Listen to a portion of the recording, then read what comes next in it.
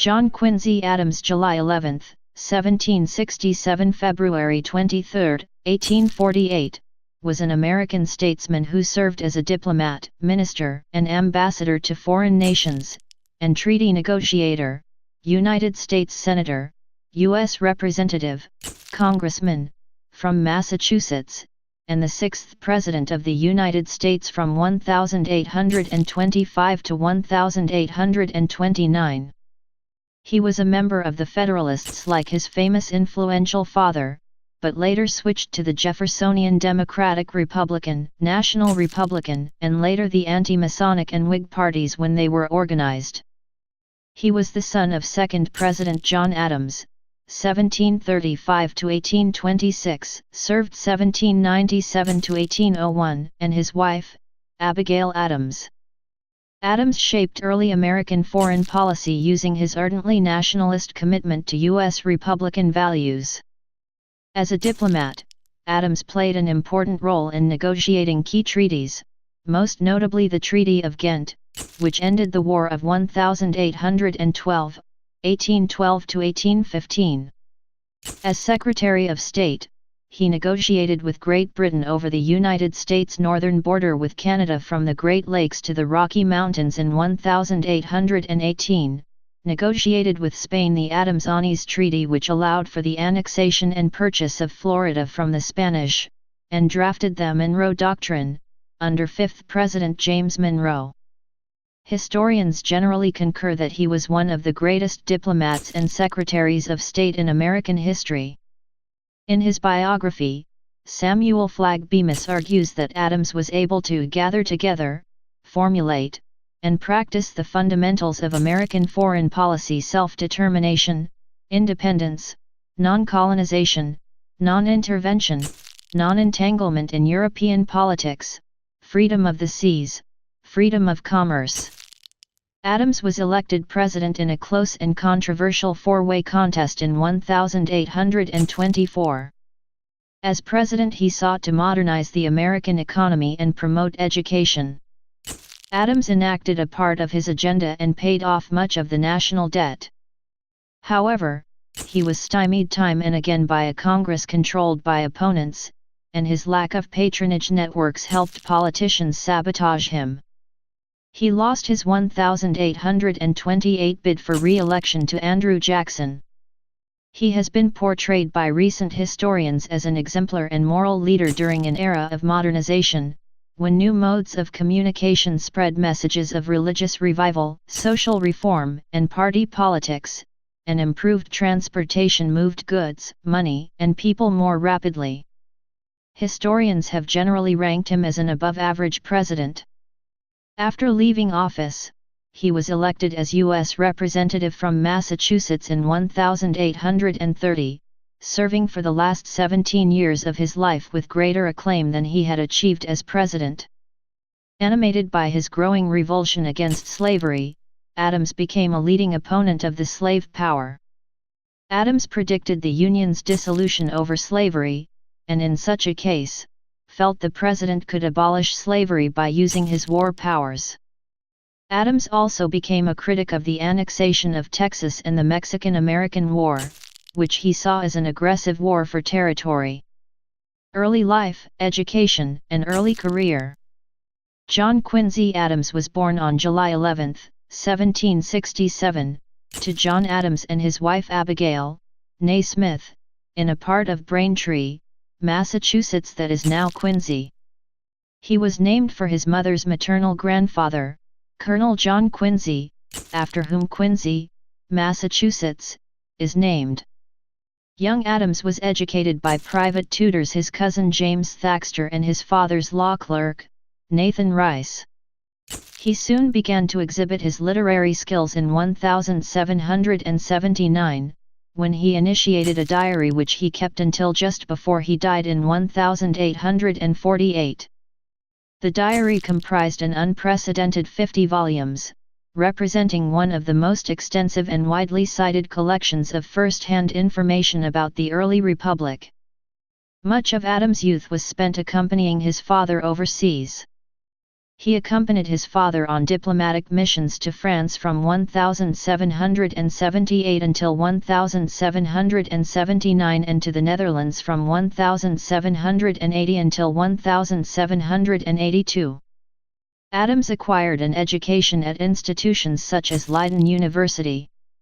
He matriculated in Leiden on January 10, 1781. For nearly 3 years, beginning at the age of 14, he accompanied Francis Dana as a secretary on a mission to St. Petersburg, Russia, to obtain recognition of the new United States. He spent time in Finland, Sweden, and Denmark and, in 1804, published a travel report on Silesia. During these years overseas, Adams became fluent in French and Dutch and became familiar with German and other European languages. Though Adams enjoyed Europe, he and his family decided he needed to return to the United States to complete his education and eventually launch a political career. He entered Harvard College, graduated in 1787 with a Bachelor of Arts degree, and was elected by Phi Beta Kappa.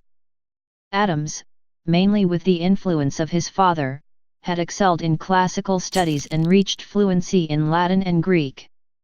Upon entering Harvard he had already translated Virgil, Horace, Plutarch, and Aristotle and within 6 months memorized his Greek grammar and translated the New Testament.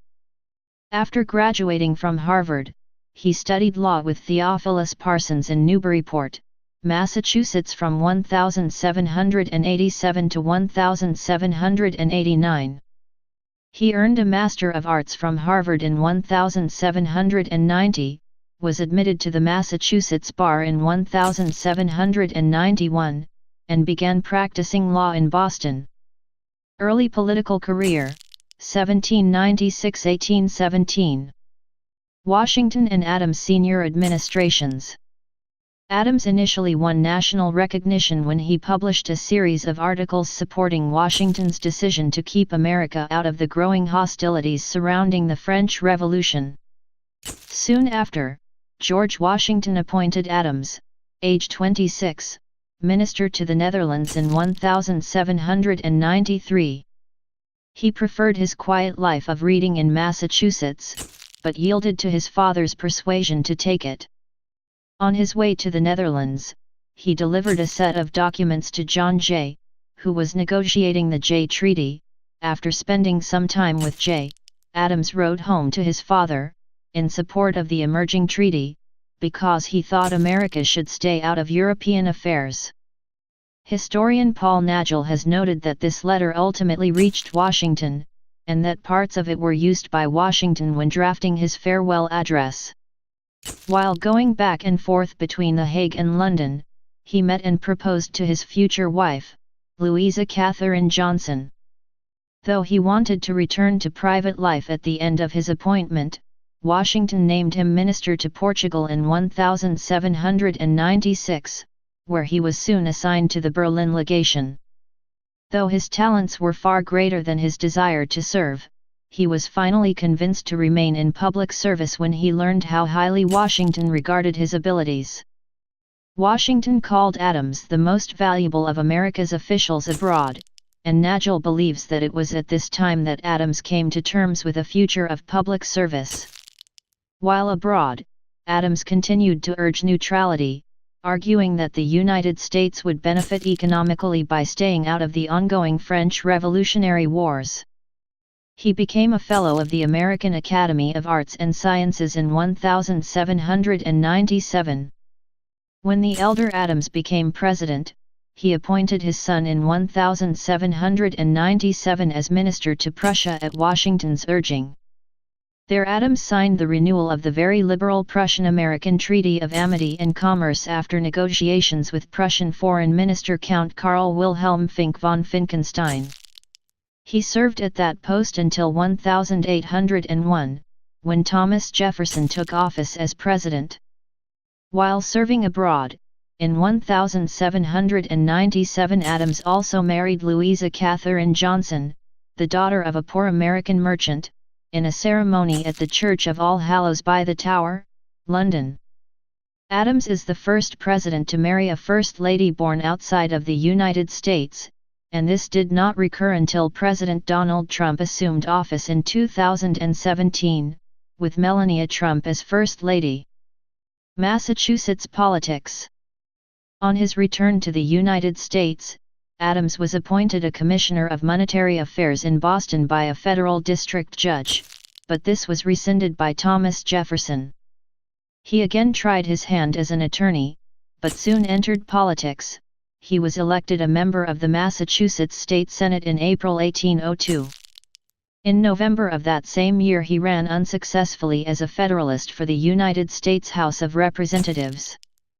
The Massachusetts State Legislature, then referred to as the Massachusetts General Court, in 1803 elected Adams as a Federalist to the U.S. Senate, where he served until 1808, at which time he broke with the Federalist Party. Adams as a senator had supported the Louisiana Purchase and Jefferson's Embargo Act, which made him very unpopular with that party. The Federalist-controlled Massachusetts legislature chose a replacement for Adams on June 3, 1808, several months early.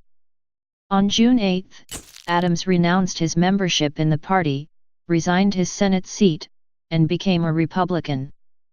Harvard professor. While a member of the Senate, Adams also served as a professor of logic at Brown University. Disowned by the Federalists and not fully accepted by the Republicans, he then accepted the Boylston Professorship of Rhetoric and Oratory at Harvard, and used this as a platform. He assumed this position in 1805 after declining the presidency of Harvard. Adams' devotion to classical rhetoric shaped his response to public issues. He remained inspired by those rhetorical ideals long after the neoclassicalism and deferential politics of the founding generation were eclipsed by the commercial ethos and mass democracy of the Jacksonian era. Many of Adams' idiosyncratic positions were rooted in his abiding devotion to the Ciceronian ideal of the citizen orator speaking well to promote the welfare of the polis. He was also influenced by the classical republican ideal of civic eloquence espoused by British philosopher David Hume. Adams adapted these classical republican ideals of public oratory to the American debate, viewing its multilevel political structure as ripe for the renaissance of Demosthenic eloquence. His lectures on rhetoric and oratory, 1810, looks at the fate of ancient oratory, the necessity of liberty for it to flourish, and its importance as a unifying element for a new nation of diverse cultures and beliefs. Just as civic eloquence failed to gain popularity in Britain, in the United States interest faded in the second decade of the 19th century, as the public spheres of heated oratory disappeared in favor of the private sphere. First U.S. Minister to Russia. President James Madison appointed Adams as the first United States Minister to Russia in 1809. Though Adams had only recently broken with the Federalist Party, his support of Jefferson's foreign policy had earned him goodwill with the Madison administration. After resigning his post at Harvard, Adams and his wife Louisa boarded a merchant ship in Boston on August 5, 1809. Their youngest son was with them during the long and tedious voyage to St. Petersburg, which was temporarily interrupted outside the southern coast of Norway due to the gunboat war. They were at first boarded by a British officer who examined their papers and then, later that day, by a Norwegian officer who ordered the ship to Kristiansand. In Kristiansand, Adams discovered 38 U.S. vessels had been detained by the Norwegians and determined to gain the release of both ships and crew as soon as possible. The voyage to St. Petersburg resumed but was once again stopped by a British squadron. Adams showed his commission to Admiral Albemarle Bertie, the commander of the squadron, who recognized Adams as an ambassador. Because of the many delays, the Adamses did not arrive in St. Petersburg until October 23, 1809. Count Nikolai Rumyantsev, Chancellor of the Empire, formally received Adams, and requested a copy of his credential letter. Romanzov assured Adams that his appointment pleased him personally. Adams' presentation to the emperor was postponed, however, because of the temporary indisposition of Alexander I. Rumyantsev immediately invited Adams to a diplomatic dinner which included the French ambassador, Armand Augustin Louis de Caulaincourt, Duke of Vicenza, numerous foreign ministers then at the Russian court, and many of the nobility. This was the same mansion where Adams had dined in 1781, as secretary of Francis Dana. Tsar Alexander I received Adams alone in his cabinet where he expressed his pleasure at Adams' appointment. Adams told Alexander that the President of the United States had desired him to express the hope that his mission would be considered as a proof of respect for the person and character of His Majesty, as an acknowledgement of the many testimonies of goodwill he had already given to the United States, and of a desire to strengthen commercial relations between them and his provinces. Alexander replied, that, in everything depending on him, he should be happy to contribute to the increase of their friendly relations, that it was his wish to establish a just system of maritime rights, and that he should adhere invariably to those he had declared. After these official diplomatic greetings, Alexander and Adams discussed several other issues such as the policies of the different European powers, trade and commerce, and other mutually beneficial prospects, and that Russia and US could be very useful to each other. Adams urged Rumyantsev to ask Alexander to act on behalf of the United States in securing the release of the American sailors and ships being held by the Danish. The Tsar ordered the Chancellor to request the release of the American property as soon as possible, which the Danish government complied with. Adams spent a great deal of time securing the release of American vessels and seamen from various seizures and sequestrations. In 1811, Adams received a commission from the Secretary of State to serve as an Associate Justice of the Supreme Court of the United States. He promptly declined and remained in St. Petersburg. In 1812, Adams witnessed and reported the news of Napoleon's invasion of Russia and the latter's disastrous retreat. Also in 1812, Rumyantsev asked if he should request Alexander to mediate a pacification of hostilities between the United States and Great Britain. The U.S. accepted the offer, and in July 1813, two associates of Adams, Albert Gallatin and James A. Bayard, arrived in St. Petersburg to begin negotiations under mediation by Alexander. Gallatin was at that time Secretary of Treasury, and the Senate rejected his appointment to the diplomatic mission as unconstitutional. However, this rejection did not occur until after Gallatin and Bayard had left for St. Petersburg. In September, Lord William Cathcart delivered a British message to Alexander explaining their reasons for declining the mediation. Thus ended President Madison's hope that Alexander could end the war. Louisa Adams served an invaluable role as wife of diplomat, becoming a favorite of the Tsar and making up for her husband's utter lack of charm. However, Adams was personally well liked by the Russian court and often would be met on walks by Alexander. The Tsar asked Adams if he would be taking a house in the country over the summer. When Adams hesitated, the emperor stated with good humor that perhaps it was a financial consideration, and Adams was able to respond in kind that it indeed was in large part. Adams was a man who endeavored to live within the means provided by the American government. Minister to the court of St. James's. In 1814, Adams was recalled from Russia to serve as chief negotiator of the U.S. Commission for the Treaty of Ghent, which ended the War of 1812 between the United States and United Kingdom. The United Kingdom's first peace offer in mid-1814 was unacceptable to the American delegation, as it included unfavorable terms such as the creation of an Indian barrier state out of parts of the northwestern United States. By November 1814, the government of Lord Liverpool decided to seek an end to hostilities with the U.S. on the basis of status quo ante bellum. Adams and his fellow commissioners had hoped for similar terms, though a return to the status quo would mean the continuation of British practice of impressment, which had been a major cause of the war. The treaty was signed on December 24, 1814. The United States did not gain any concessions from the treaty, but could boast that it had survived a war against the strongest power in the world. Following the signing of the treaty, Adams traveled to Paris, where he witnessed firsthand the 100 Days of Napoleon's Restoration. During this period, Adams learned that President Madison had appointed him as the minister to the court of St. James's, Britain. Adams arrived in Britain in May 1815. In London, Adams was part of a U.S. legation consisting of himself, 2 young secretaries and a small office in Craven Street, near Charing Cross. Since they were not particularly well paid, Adams and his wife Louisa lived in Ealing, at that time a village in the countryside, in order to maintain the expensive carriages and liveries which social appearance demanded. With the aid of Henry Clay and Albert Gallatin, who had also been part of the U.S. Commission at Ghent, Adams negotiated a limited trade agreement with Britain.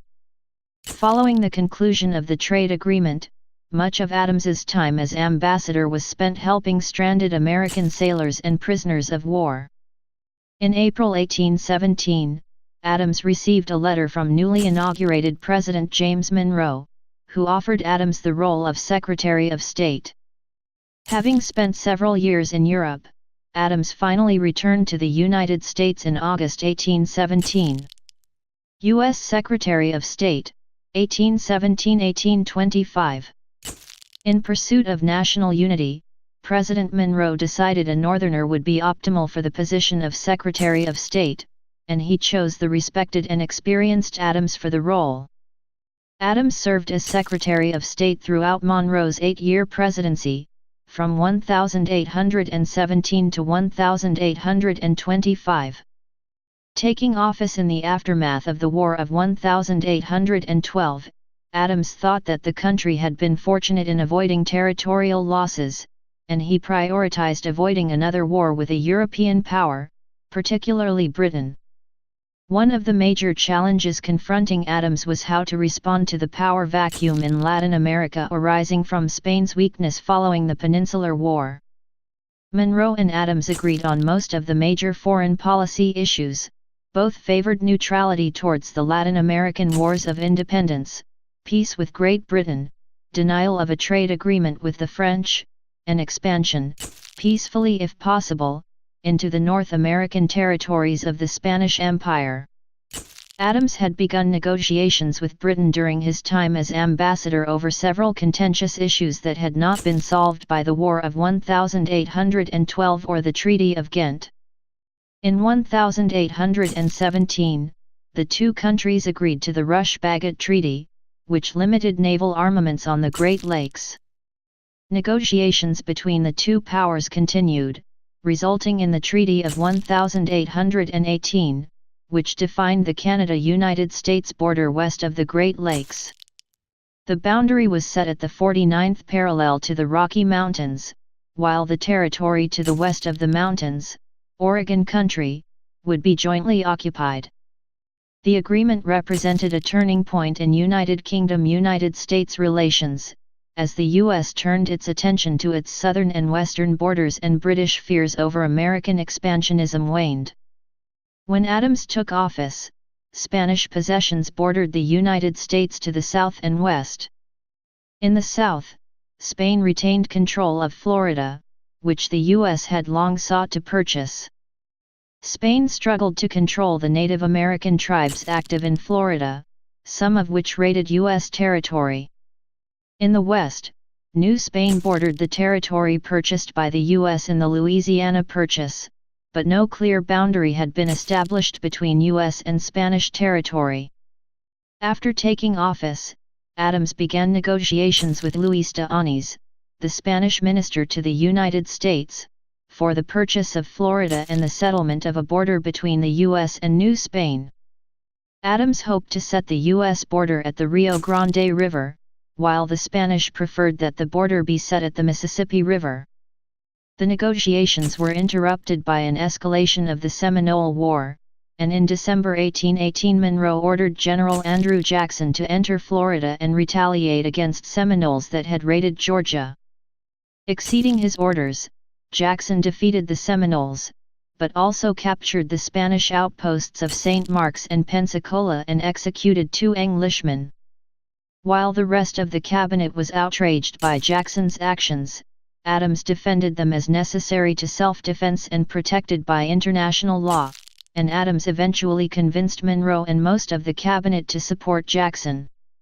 After extended negotiations, the two powers agreed to the Adams-Onis Treaty, in which Spain transferred Florida to the U.S. and the Sabine River was established as the western border of the United States. The treaty was ratified in February 1821. As the Spanish Empire continued to fracture during Monroe's second term, Adams and Monroe became increasingly concerned that the Holy Alliance, which consisted of Prussia, Austria, and Russia, would seek to bring Spain's erstwhile colonies under control. In 1822, following the conclusion of the Adams-Onis Treaty, the Monroe administration recognized the independence of several Latin American countries, including Argentina and Mexico. In 1823, British Foreign Secretary George Canning suggested that the US and Britain should work together to preserve the independence of these fledgling republics. The cabinet debated whether or not to accept the offer, but Adams opposed it. Instead, Adams urged Monroe to publicly declare U.S. opposition to any European attempt to colonize or retake control of territory in the Americas, while also committing the U.S. to neutrality with respect to European affairs. Adams wrote a draft for Monroe that stated these principles and also proclaimed U.S. support for Republican principles. In his December 1823 annual message to Congress, Monroe laid out the Monroe Doctrine, which was largely built upon Adams's ideas. The doctrine became one of the foundational principles of U.S. foreign policy. 1824 Presidential election. Immediately upon becoming Secretary of State, Adams emerged as one of Monroe's most likely successors, as the last 3 presidents had all served in the role, although Jefferson also served as vice president, before taking office.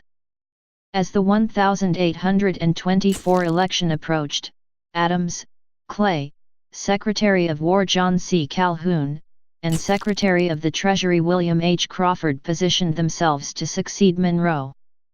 Adams felt that his own election as president would vindicate his father, while also allowing him to pursue an ambitious domestic policy. Though he lacked the charisma of his competitors, Adams was widely respected and benefited from the lack of other prominent Northerners.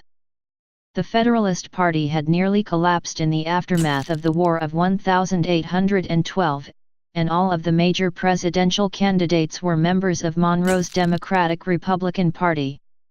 As 1824 approached, Jackson jumped into the race, motivated in large part by his anger over Clay and Crawford's denunciations of his actions in Florida. The Congressional Nominating Caucus had decided upon previous presidential nominees, but it had become largely discredited. Candidates were instead nominated by state legislatures or nominating conventions, and Adams received the endorsement of several New England legislatures. Seeing Jackson's strength, Calhoun dropped out of the presidential race and instead sought the vice presidency. The remaining candidates relied heavily on regional strength. Adams was popular in New England, Clay and Jackson were strong in the West, and Jackson and Crawford competed for the South, despite the latter's health problems. In the 1824 presidential election, no candidate won a majority of the electoral vote, necessitating a contingent election under the terms of the 12th Amendment. The House decided among the top 3 electoral vote winners, with each state's delegation having 1 vote.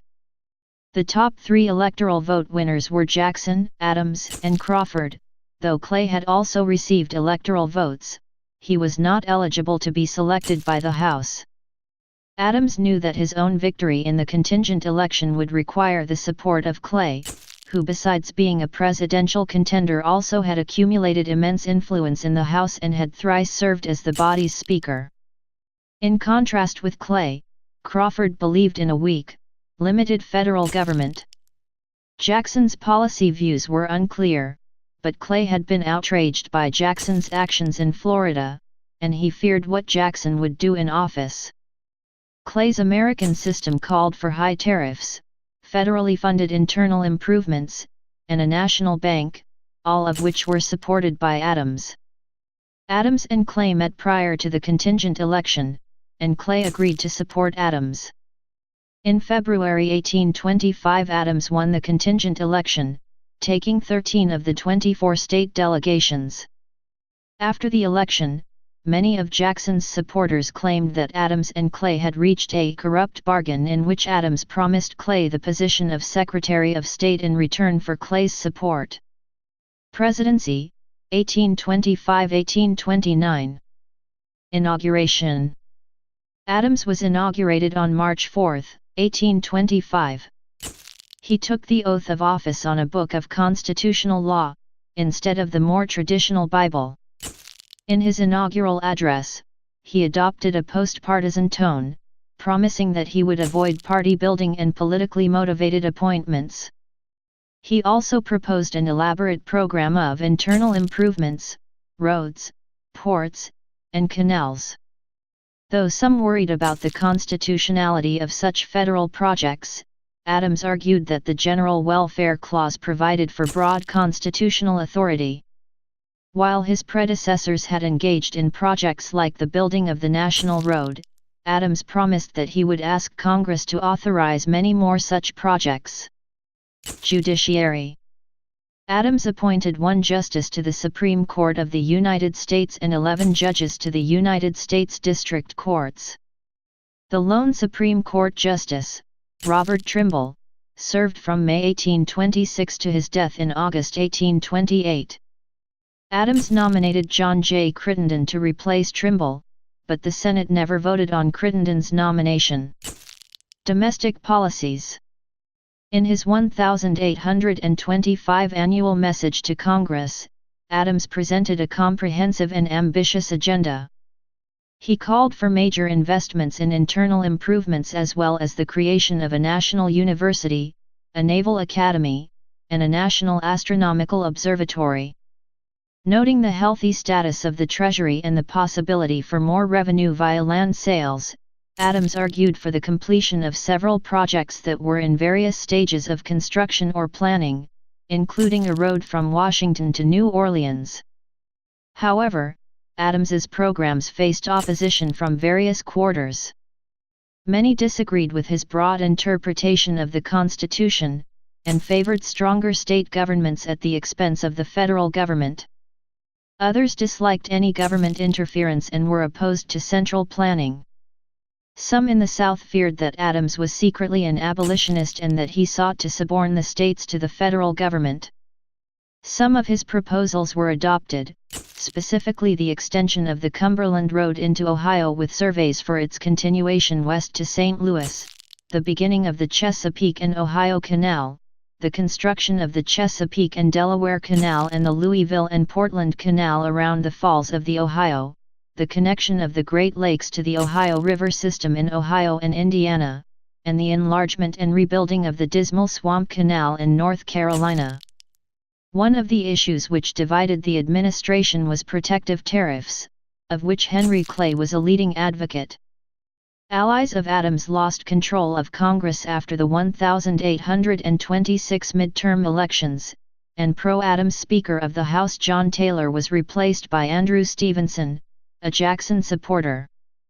Jacksonian congressmen lobbied numerous attacks against Adams, including attacks on Adams's actions at Ghent and criticism of White House expenditures such as the purchase of a pool table.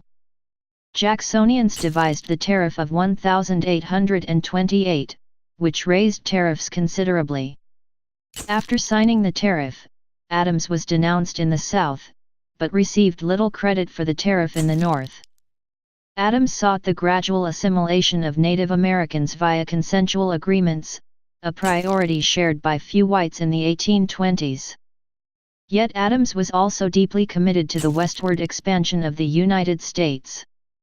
Settlers on the frontier, who were constantly seeking to move westward, cried for a more expansionist policy that disregarded the concerns of a supposedly inferior civilization. Early in his term, Adams suspended the Treaty of Indian Springs after learning that the governor of Georgia, George Trupp, had forced the treaty on the Muskogee. Adams signed a new treaty with the Muskogee in January 1826 that allowed the Muskogee to stay but ceded most of their land to Georgia. Trupp refused to accept its terms, and authorized all Georgian citizens to evict the Muskogee. A third treaty was signed in 1828, giving all of the Muskogee land to Georgia. Foreign policies. According to Charles Edel, Adams believed that intervention would accomplish little, retard the cause of republicanism, and distract the country from its primary goal of continental expansion. Moreover, fearful that U.S. intentions would outstrip its capabilities, Adams thought that projecting U.S. power abroad would weaken republics organized by Simon Bolivar. Adams sought closer ties with the new Latin American states, believing that stability among the new states would benefit the U.S. and be conducive for the purchase of Texas from Mexico. However, the funding for a delegation and the confirmation of delegation nominees became entangled in a political battle over Adams's domestic policies, with opponents such as Senator Martin Van Buren impeding the process of confirming a delegation.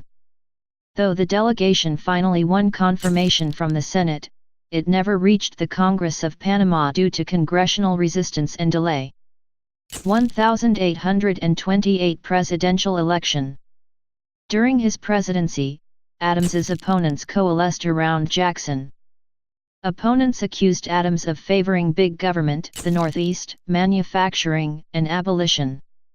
Followers of Jackson, Van Buren, and Calhoun formed a proto-party apparatus, raising large sums of money and sponsoring newspapers and local clubs.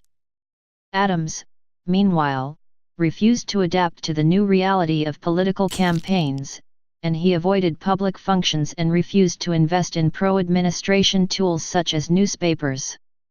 As the presidential election of 1828 approached, Jackson was viewed as the favorite by many, as Van Buren and others had established a strong base of support.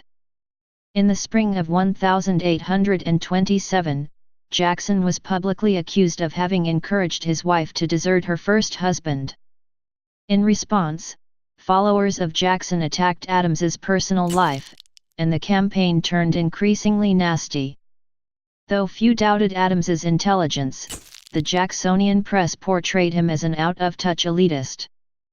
Vice President Calhoun joined Jackson's ticket, while Adams turned to Secretary of the Treasury Richard Rush as his running mate. This represented the first time in U.S. history that a ticket of two Northerners faced a ticket of two Southerners. Neither side publicly campaigned on the issue of slavery, but Adams's status as a New Englander may have hurt him, as many outside of New England held negative cultural stereotypes about the region. The key states in the election were New York, Pennsylvania, and Ohio, which accounted for nearly a third of the country's electoral votes.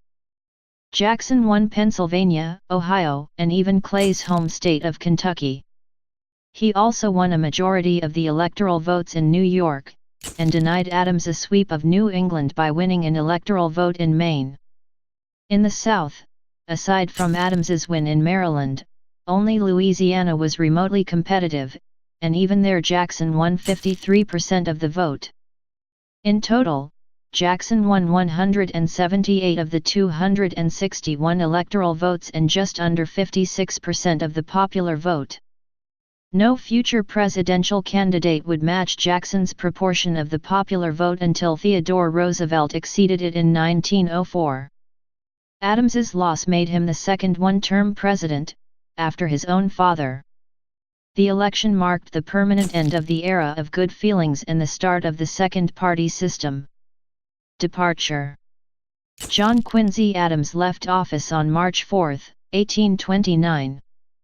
Adams did not attend the inauguration of his successor, Andrew Jackson, who had openly snubbed him by refusing to pay the traditional courtesy call to the outgoing president during the weeks before his own inauguration. Jackson's wife had died shortly after the election, and Jackson blamed Adams and his followers for her death. Adams was one of only 4 presidents who chose not to attend their respective successors' inauguration. The others were his father, Andrew Johnson, and Richard Nixon. Later congressional career, 1830–1848. Adams considered permanently retiring from public life after his 1828 defeat, and he was deeply hurt by the suicide of his son, George Washington Adams, in 1829. He was appalled by many of the Jackson administration's actions, including its embrace of the spoils system. Adams grew bored of his retirement and still felt that his career was unfinished, so he ran for and won a seat in the United States House of Representatives in the 1830 elections. His election went against the generally held opinion, shared by his own wife and youngest son, that former presidents should not run for public office. He was the first president to serve in Congress after his term of office, and one of only 2 former presidents to do so. Andrew Johnson later served in the Senate. He was elected to 9 terms, serving as a representative for 17 years, from 1831 until his death. Returning to Washington at the age of 64, Adams expected a light workload, but Speaker Andrew Stevenson selected Adams chairman of the Committee on Commerce and Manufactures. During his time in Congress he also served as chairman of the Committee on Indian Affairs and the Committee on Foreign Affairs. Stevenson, an ally of Jackson, expected that the chairmanship would keep Adams busy defending the tariff, but that the presence of a Jacksonian majority on the committee would prevent Adams from accruing any real power. Shortly after Adams entered Congress, the nullification crisis threatened civil war over the tariff of 1828. Clay and Adams offered an amendment moderating the tariff, and defused the crisis. Congress also passed the Force Bill, which authorized President Andrew Jackson to use military force if Adams' compromise bill did not force the belligerent states to capitulate. There was no need, however, because Adams' compromise remedied the matter. The compromise actually did not alter the tariff as much as the Southern states had hoped, though they agreed not to continue pursuing the issue for fear of civil war. Adams ran for governor of Massachusetts in 1833 on the anti-Masonic ticket. Incumbent National Republican Governor Levi Lincoln Jr. was retiring, so Adams faced that party's John Davis, Democrat Marcus Morton and Samuel L. Allen of the Working Men's Party. Davis won a plurality with 40%, Adams took 29%, with Morton taking 25% and Allen 6%. Because no candidate had won a majority, the election was decided by the state legislature. Adams withdrew and endorsed Davis, preferring him over Morton, and Davis was chosen in January 1834. Adams opposed the annexation of Texas, viewing as unconstitutional the imposition of U.S. citizenship on foreign nationals when those nationals did not hold a referendum. Adams called for the annexation of the entirety of Oregon Country, a disputed region occupied by both the United States and Britain, and was disappointed when President James K. Polk signed the Oregon Treaty, which divided the land between the two claimants at the 49th parallel. Adams became a strong critic of the Mexican-American War, which he saw as a war of aggression against Mexico that was designed to take Mexican territory. Although the war was popular at first, many Whigs eventually opposed it. Slavery. A longtime opponent of slavery, Adams used his new role in Congress to fight it, and he became the most prominent national leader opposing slavery. After one of his re-election victories, he said that he must bring about a day prophesied when slavery and war shall be banished from the face of the earth. He wrote in his private journal in 1820, The discussion of this Missouri question has betrayed the secret of their souls. In the abstract they admit that slavery is an evil, they disclaim it, and cast it all upon the shoulder of Great Britain. But when probed to the quick upon it, they show at the bottom of their souls pride and vainglory in their condition of masterdom. They look down upon the simplicity of a Yankee's manners, because he has no habits of overbearing like theirs and cannot treat Negroes like dogs. It is among the evils of slavery that it taints the very sources of moral principle. It establishes false estimates of virtue and vice, for what can be more false and heartless than this doctrine which makes the first and holiest rights of humanity to depend upon the color of the skin? In 1836, Southern representatives voted in a gag rule that immediately tabled any petitions about slavery, thus preventing any discussion or debate of the slavery issue. Adams became a forceful opponent of this rule and conceived a way around it, attacking slavery in the House for 2 weeks. The gag rule prevented him from bringing slavery petitions to the floor, but he brought one anyway. It was a petition from a Georgia citizen urging disunion due to the continuation of slavery in the South. Though he certainly did not support it and made that clear at the time, his intent was to antagonize the pro-slavery faction of Congress into an open fight on the matter. The petition infuriated his congressional enemies, many of whom were agitating for disunion themselves. They moved for his censure over the matter, enabling Adams to discuss slavery openly during his subsequent defense.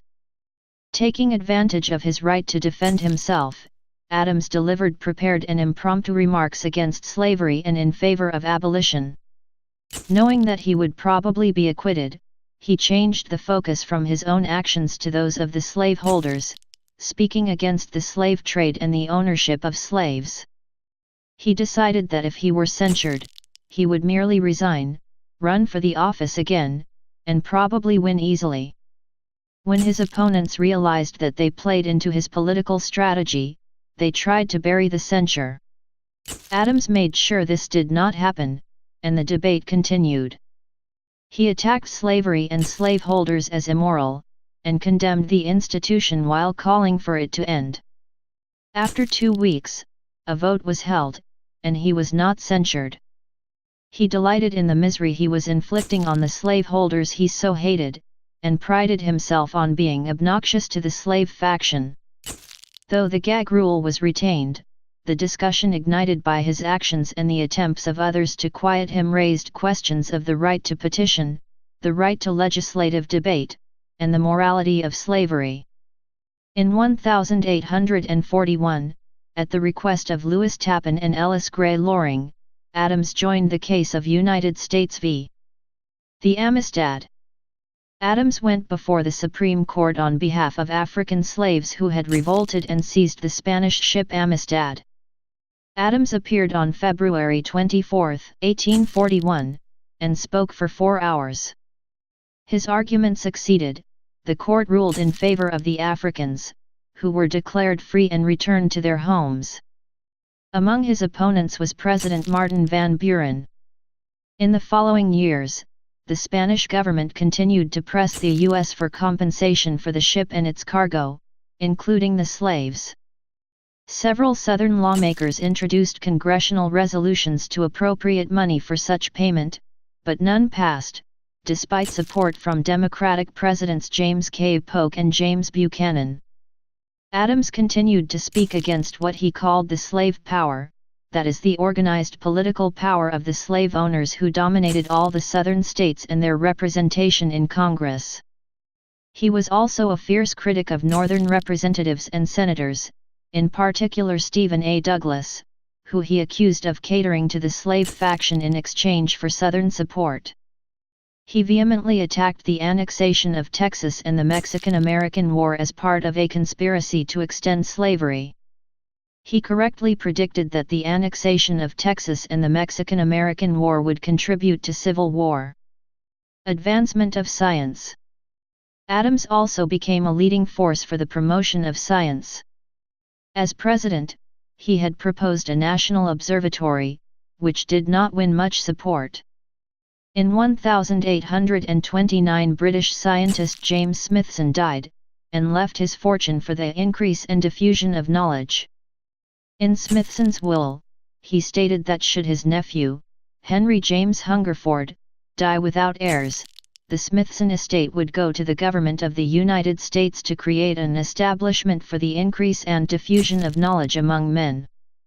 After the nephew died without heirs in 1835, President Andrew Jackson informed Congress of the bequest, which amounted to about $500,000, $75 million in 2008 US dollars after inflation. Adams realized that this might allow the United States to realize his dream of building a national institution of science and learning. Adams thus became Congress's primary supporter of the future Smithsonian Institution. The money was invested in shaky state bonds, which quickly defaulted. After heated debate in Congress, Adams successfully argued to restore the lost funds with interest. Though Congress wanted to use the money for other purposes, Adams successfully persuaded Congress to preserve the money for an institution of science and learning. Congress also debated whether the federal government had the authority to accept the gift, though with Adams leading the initiative, Congress decided to accept the legacy bequeathed to the nation and pledged the faith of the United States to the charitable trust on July 1, 1836. Photography.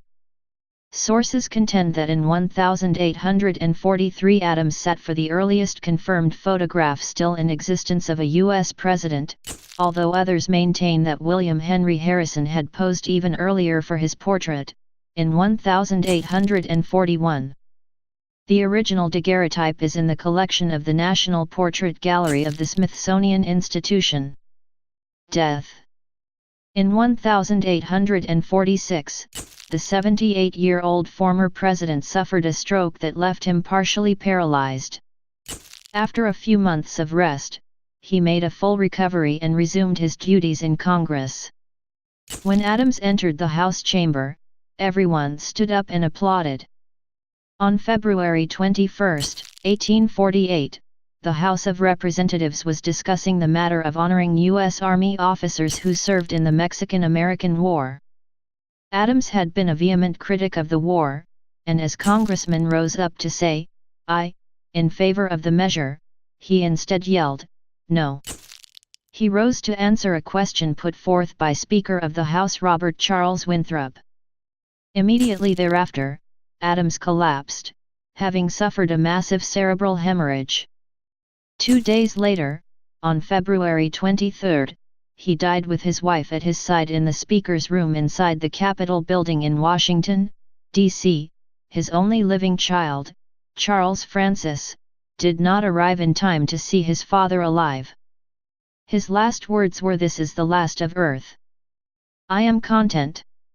He died at 7:20 p.m. He was the last surviving child of John Adams. First-term Representative Abraham Lincoln of Illinois was assigned to the committee making the funeral arrangements. His original interment was temporary, in the public vault at the Congressional Cemetery in Washington, D.C.